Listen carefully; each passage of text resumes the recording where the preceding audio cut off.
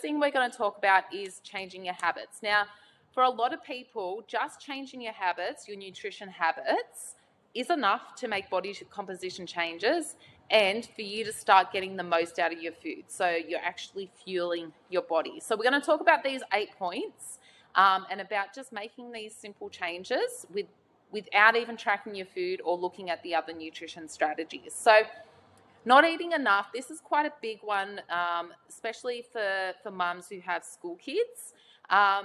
Quite often I will have women that start this coaching process with me and kind of live off coffee all morning because they're busy getting the kids ready for school, getting themselves ready for work, and they forget to eat. Or they don't prioritise breakfast so they can start fueling their body first things in the morning. So usually what happens, first coffee at 8, they get to work, have another coffee, and then before you even have your first meal, it is lunchtime. And generally what can happen when you're not eating enough during the day is that you can actually end up eating too much of an evening. So eating regularly throughout the day is going to help you stay fuller for longer. It's going to help you have really consistent energy throughout the day so you don't have that 3 p.m. crash and then you have to pick your kids up and you're in this hangry mood. So that is the first thing that you can do to start changing your habits around nutrition.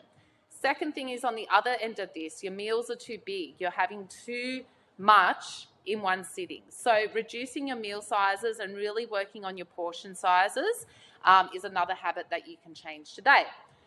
So skipping breakfast, I did touch on this in point 1, but fueling your body each morning seems like the smart thing to do to me because you wouldn't drive your car to Brisbane on empty. So why would you start your day every day on empty as well?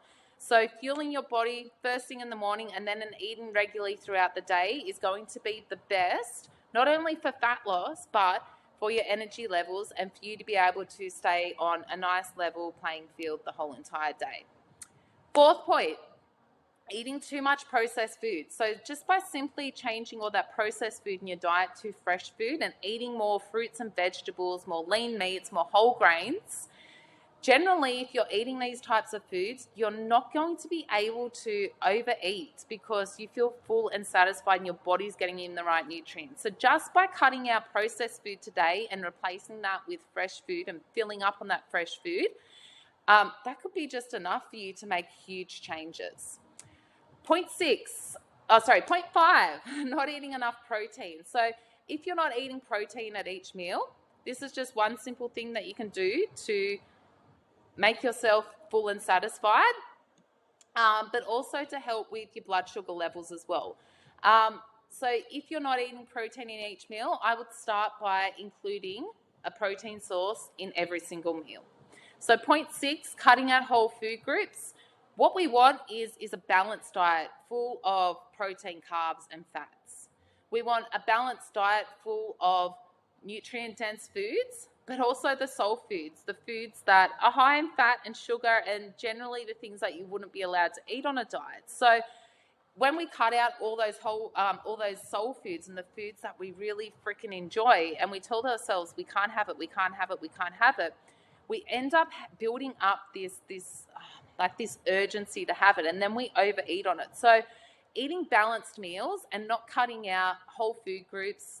So I'm not just talking about junk food here, but I'm talking about like cutting out in every single carb out of your diet or cutting out fats of your diet. We want to have a good balance of these things in our diet. So moving away from, this food's bad, that food's good, and trying to eat an overall balanced diet that has carbs, fats, protein in it, and has, nutrient-dense food and your soul food as well.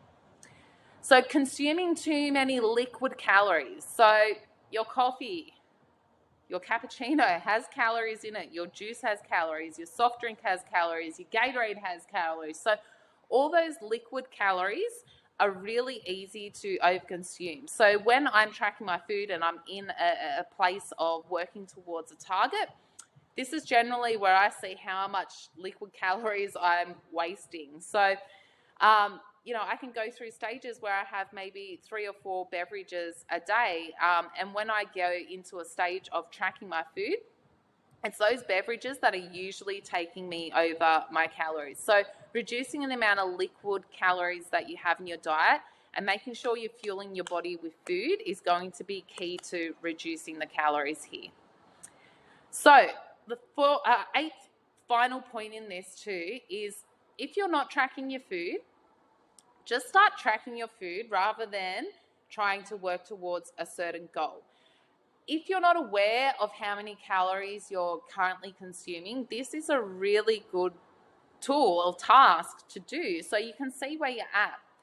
In this time of tracking your food without working towards targets too, it's important to do your measurements and do your weight too, so you can track how your body is going against the calories that you're eating. So if you're gaining weight over that time that you're tracking your food, then obviously you know you're eating too much. So let's say on average you're eating 2,500 calories a day and your weight's slowly going up, your measurements are slowly going up, then we know that is a calorie surplus.